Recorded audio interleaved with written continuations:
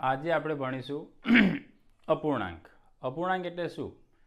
તો આપણે સાદી ભાષામાં કહીએ છીએ કે અડધી રોટલી, અડધો લાડુ, અડધો બિસ્કિટ. તો એ જ રીતે ગાણિતિક ભાષામાં અપૂર્ણાંક શબ્દોનો ઉપયોગ થાય છે. બરાબર છે? તો કઈ રીતે? તો અહીંયા એક સંખ્યા લખું છું 3/4. બરાબર છે? તો 3/4 લખ્યું, એની અંદર 3ને શું કહેશું આપણે? અંશ. અને 4ને શું કહેશું? છેદ. આનો મતલબ શું થાય છે? 3/4 એટલે કોઈ એક સંખ્યા છે એના 4 ભાગમાંથી 3 ભાગ. કોઈ એક વસ્તુ છે એના 4 ભાગમાંથી 3 ભાગ. ઉદાહરણ તરીકે જોઈએ તો આપણે આ એક બિસ્કિટ છે અથવા તો બ્રેડ છે. બ્રેડના છેદમાં અહીંયા 4 છે, તો આના કુલ 4 ભાગ કર્યા આપણે. એમાંથી કેટલા ભાગ લેવાના છે? કે 3 ભાગ. તો આપણે 3 ભાગનો એનો ઉપયોગ કર્યો. તો આ છે એક અપૂર્ણાંક. બરાબર છે? તો આ ઉપર જે સંખ્યા છે એને અંશ કહેવામાં આવે છે, નીચે જે સંખ્યા છે એને છેદ કહેવામાં આવે છે. છેદ એટલે કુલ ભાગ, જે તે વસ્તુના કુલ ભાગ, અને એમાંથી કેટલા ભાગ આપણે લીધા છે એને અંશમાં દર્શાવવામાં આવે છે. એટલે કે એને કહેવાય 3/4. બરાબર છે? તો આ વાત થઈ અપૂર્ણાંકના ઓળખની. હવે એમાં સૌથી પહેલો મુદ્દો આવે છે સમઅપૂર્ણાંક,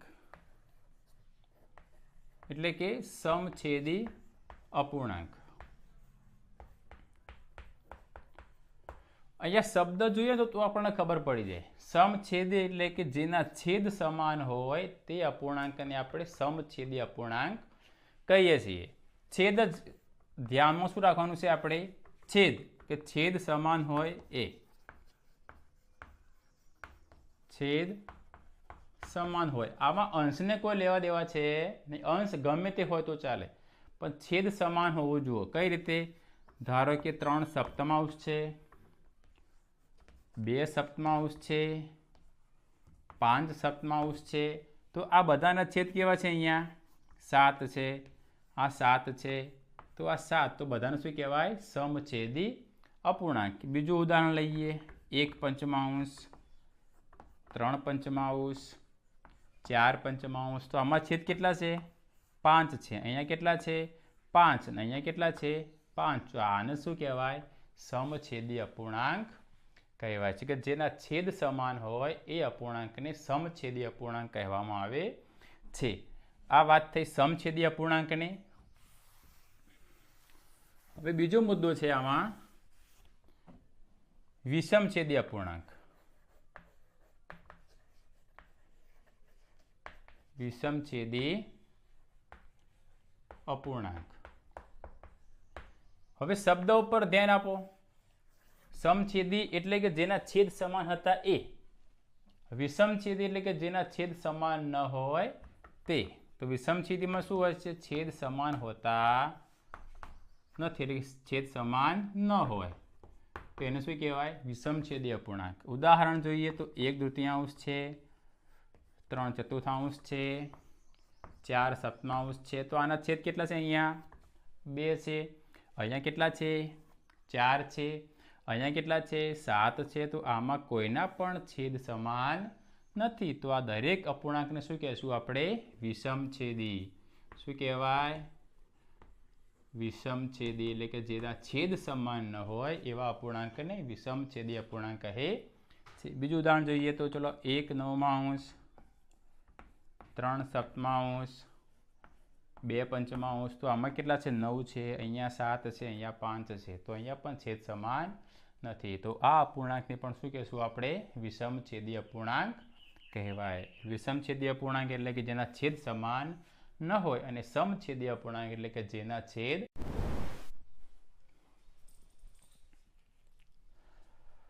હવે જોઈએ આપણે સરવાળા અને બાદબાકી.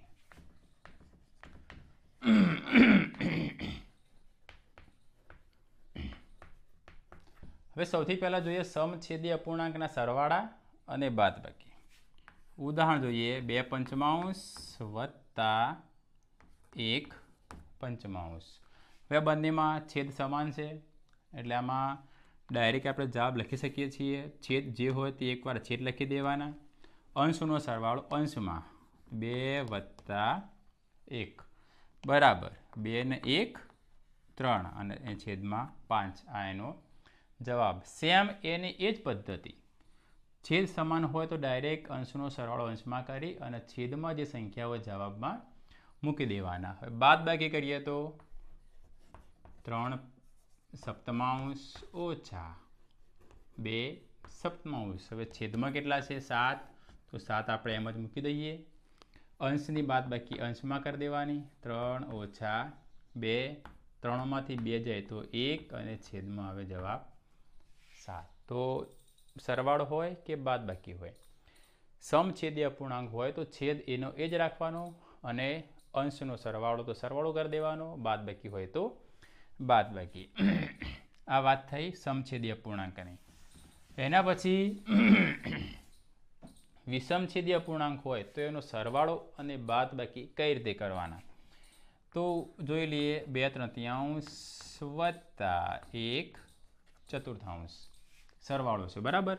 બંનેના છેદ સમાન નથી તો શું કરશું, પહેલાં 3 અને 4ને છેદ એને સરખા કરવાના છે, સમાન કરવા પડશે. તો એના માટે શું કરીશું આપણે, લસા લઘુત્તમ સામાન્ય અવયવી એનો ઉપયોગ કરવો પડશે. તો પહેલાં 3, તો 3નો ઘડિયો બોલીએ. 3 × 3, 3 × 6, 3 × 9, 3 × 4 12, 3 × 5 15, 3 × 6 18, 3 × 7 21, 3 × 8 24, 3 × 9 27 અને 3 × 10 30. આ વાત થઈ 3ની. હવે 4 4 તો 4 × 4, 4 × 8, 4 × 12, 4 × 16, 4 × 5 20, 4 × 6 24, 4 × 7 28, 4 × 8 32, 4 × 9 36, 4 × 10 40 બરાબર. હવે આપણે પાછળથી ગણતરી કરવાની. અવયવી મળી ગયા આપણને. હવે એમાં સામાન્ય એટલે કે સરખા કયા છે એ જોવાના છે. તો સૌથી પહેલાં 12 છે, અહીંયા 12 છે, પછી 24 છે તો અહીંયા 24 છે. સામાન્ય મળી ગયા બે અવયવી. હવે બંનેમાં લ એટલે લઘુત્તમ નાના, તો 12 અને 24માં નાનું કોણ છે, તો 12. તો આનો લસા કેટલો મળે આપણને 12. લસા 12 ધ્યાનમાં રાખવાનો છે અત્યારે આપણે. હવે શું કરીશું, તો અહીંયા 2/3 છે બરાબર. તો 3ના ગળ્યામાં 12 ક્યારે આવે, એટલે કે 3ને કેટલા વડે ગુણીએ તો 12 થાય, 4 વડે. તો 3ને 4 વડે ગુણો તો ઉપર અંશને પણ 4 વડે ગુણ દેવાના. સેમ અહીંયા 1/4 છે, તો 4ના ગળ્યામાં 12 ક્યારે આવે, તો ગુણ્યા 3 કરો તો 12 આવે, તો ઉપર પણ ગુણ્યા 3 કરી દેવાના છે આપણે. હવે કરી દઈએ ગુણાકાર. 4 × 2 8, 4 × 3 12 વત્તા 3 × 3 અને 4 × 12. બંનેના છેદ સમાન થઈ ગયા તો છેદ એમને મૂકી દેવાના. 8 + 3 તો 8 + 3 તો 8 ને 3 11 અને છેદમાં 12. આ એનો જવાબ. છેદ સમાન ન હોય તો આપણે તો લસા લઈએ છીએ. સેમ આની આ જ ગણતરી આપણે બાદબાકીમાં પણ કરી શકીએ છીએ. એની એ જ રકમ લઈએ, રકમ ફેરફાર કરીએ તો પણ આપણને લસાની પદ્ધતિનો ઉપયોગ કરી અને આપણે બાદબાકી પણ કરી શકીએ છીએ. ચલો એક ઉદાહરણ બાદબાકીનું જોઈ લઈએ. 3/5 ઓછા 1/3. હવે અહીંયા 5 છે, 3 છે, ઘડિયો બોલીએ, ગુણાકાર કરીએ, લસા લઈએ તો લસા કેટલો મળશે આપણને 15 લસા મળશે. 3 × 5 15 અને 5 × 15. તો જોઈએ 3/5 તો 5ને કેટલા વડે ગુણીએ તો 15 થાય, 3 વડે. 5ના ગળિયામાં 3 જોડે ગુણાકાર થાય તો 15 મળે. તો જેટલામાં છેદને ગુણીએ એટલામાં અંશને ગુણ દેવાના. ઓછા 3 × 5 તો 1 × 5. જેટલામાં છેદ વડે ગુણીએ એટલા એ જ સંખ્યાને અંશમાં ગુણવાના. છેદમાં જેટલા વડે ગુણો એટલામાં અંશમાં ગુણવાના. હવે 3 × 9, 5 × 15, 5 × 5, 5 × 15. છેદ સમાન થઈ ગયા બંનેના, તો છેદ એકવાર લખી દેવાના. હવે 9 - 5, 9 - 5, 9માંથી 5 જાય તો 4 અને છેદમાં આવી ગયા 15. તો એનો સરવાળો કરો તો લસા લેવાનો જ્યારે છેદ સરખા ન હોય ત્યારે. બાદબાકી કરવાની હોય અને છેદ સમાન ન હોય તો લસા લઈને આપણે સમાન છેદ કરી અને બાદબાકી કરી શકીએ છીએ. આ વાતથી સરવાળા બાદબાકીની. એના પછી આવશે ગુણાકાર અને ભાગાકાર. તો ગુણાકાર કરીએ 2/4 ગુણ્યા 1/5. ઉદાહરણ છે આપણું. હવે ગુણાકાર બહુ સિમ્પલ છે, સરવાળા બાદબાકી કરતાં બહુ સિમ્પલ છે. કઈ રીતે?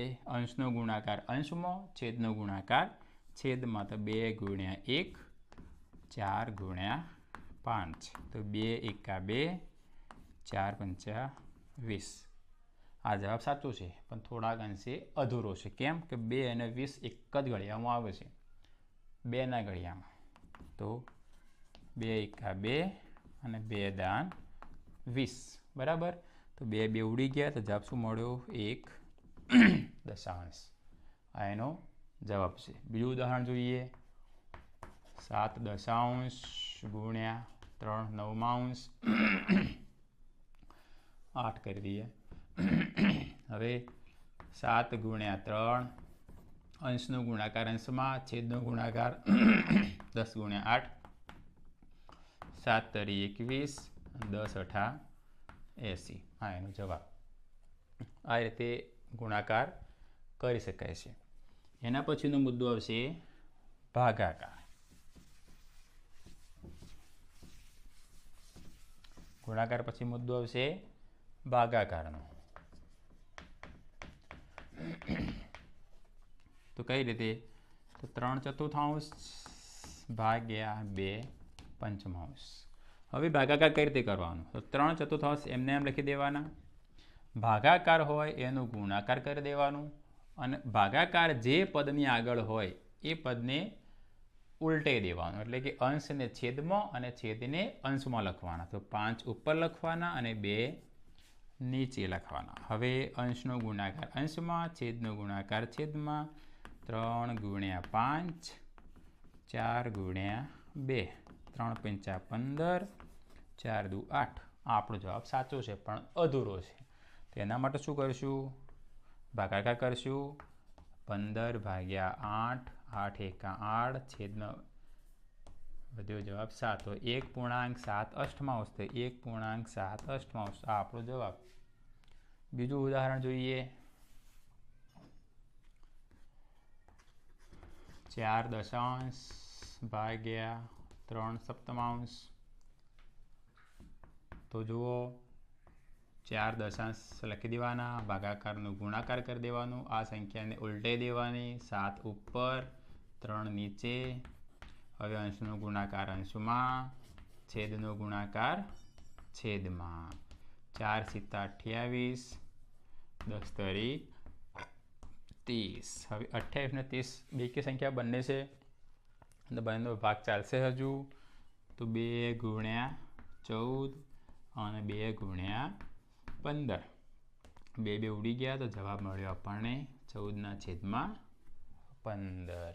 તો આ વાત થઈ ગુણાકાર અને ભાગાકારની.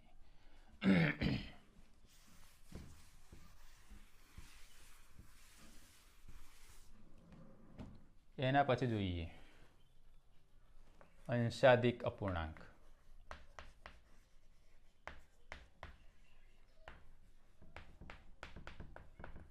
કયો? અંશાધિક. શબ્દ જોઈએ એટલે ખબર પડી જાય. અંશ અધિક, અંશ મોટો હોય. 4/3. અંશ કેટલા છે? 4. છેદ કેટલા છે? 3. તો અંશ મોટો કે છેદ? અંશ મોટો. એટલે આને શું કહેવાય? અંશાધિક અપૂર્ણાંક કહેવાય. બીજું ઉદાહરણ જોઈએ. 10/7. તો આને અંશાધિક અપૂર્ણાંક પણ કહેવાય. ને બીજો મુદ્દો છે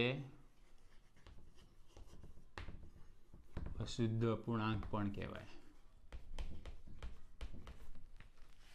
બરાબર. આ અંશાધિક. પછી બીજો મુદ્દો છે છેદાધિક અપૂર્ણાંક. છેદાધિક અપૂર્ણાંક જોઈ લઈએ. 3/8. 8 છેદ છે, 3 અંશ છે, છેદ મોટા છે. તો આને શું કહેવાય? છેદાધિક અપૂર્ણાંક. બીજું ઉદાહરણ જોઈએ. 3/10. અંશ 3 છે, છેદ 10 છે તો આને શું કહેવાય? શુદ્ધ અપૂર્ણાંક પણ કહેવાય. આને શું કહેવાય? શુદ્ધ અપૂર્ણાંક. અંશાધિક એટલે અંશ અધિક, અંશ મોટો હોય. અહીંયા 3 છેદ છે, 4 અંશ છે, 4 મોટા છે, 7 છેદ છે, 10 અંશ છે, અંશ મોટા છે, તો આને શું કહેવાય? અશુદ્ધ અપૂર્ણાંક કહેવાય છે. છેદાધિક એટલે છેદ મોટો હોય, 3 અંશ છે, 8 છેદ છે, 8 મોટા છે, 3 અંશ છે, 10 છેદ છે, 10 મોટા છે, તો આને શું કહેવાય? શુદ્ધ અપૂર્ણાંક કહેવાય છે. અને એના પછી છે મિશ્ર અપૂર્ણાંક.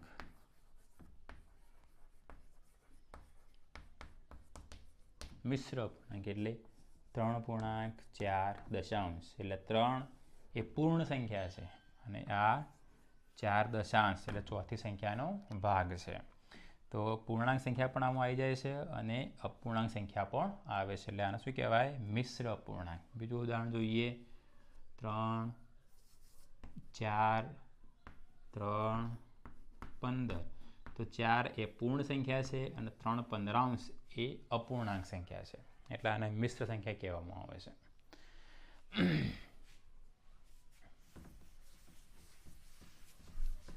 એના પછી છે તુલના. તુલના એટલે સરખામણી. એના પછી છે તુલના એટલે કે સરખામણી. જોઈએ પહેલો મુદ્દો 3/5, 2/5. હવે આ બંનેમાં છેદ સમાન છે, અંશ સમાન નથી.